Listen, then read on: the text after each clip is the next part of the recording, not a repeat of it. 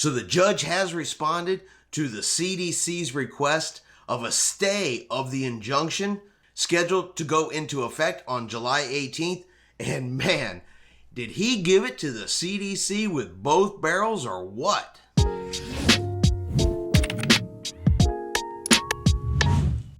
Chris here with High Seas Cruising, and welcome to today's video. So let's get right into this. So we just did a video about this yesterday, but on Tuesday, the CDC appealed the decision for a preliminary injunction against the CDC that would allow for the conditional sale order to be waived for Florida ports. So at that time, the CDC also asked for a stay on the injunction before it goes into effect on July the 18th. Now, just 2 days later, Judge Merryday has reiterated his feelings in a 3-page response to the CDC's request for the stay, stating the CDC had exceeded its authority, a stay that would serve to extend the unwarranted, unprecedented, and injurious exercise of government power by one person, the director of the CDC, is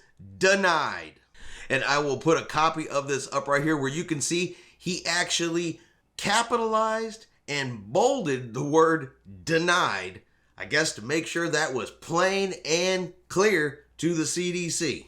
Now, Judge Merryday did go on to say that the CDC can show no factor that outweighs the need to conclude an unwarranted and unprecedented exercise of governmental power. He goes on to say that the CDC's claim that their actions are about protecting public health, that this action is not about what health precautions against COVID-19 are necessary or helpful aboard a cruise ship. This action is about the use and misuse of government power. So as a result of this denial of the stay, the CSO is officially going to be stopped by court order at 12:01 a.m., July the 18th, 2021. And at that time, the CSO no longer becomes a regulatory item. It instead becomes a recommendation or guideline and is not required. Now, Judge Merryday, in his decision, did list some reasons of why he denied the CDC. And we're going to go ahead and go over those here as well. One, it says the CDC remains dismissive of the requirements of the Administrative Procedures Act. 2, the CDC remains dismissive of the manifest disjunction between the statute granting CDC authority and the authority the CDC purports to exercise over the cruise industry. 3, the CDC remains dismissive of state and local health regulation and dismissive of the cruise industry's self-regulation. And 4, the CDC remains dismissive of successful cruise ship operations elsewhere in the world. He also noted that the CDC did not want to take an opportunity to work on an alternative to the CSO, which was offered as part of the judge's original decision. All right, so there it is. The 1-2 knockout punch by the judge to the CDC.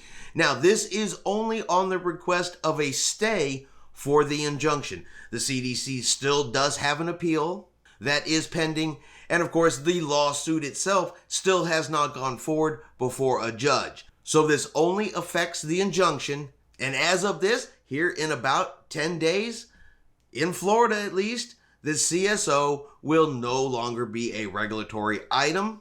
It is only going to be a recommendation. So the question now will become, what is going to change after July 18th? Will the cruise lines change the way they do things? Will Florida change the way they do things? Honestly, I don't know. I know the cruise lines do need to restart cruising in a safe and healthy manner, which they are currently doing, but will this change the way they do it? And will we see changes to upcoming cruises in Florida, at least after July 18th? Well, time is going to tell, and we'll have to keep an eye out and see if any changes do come about.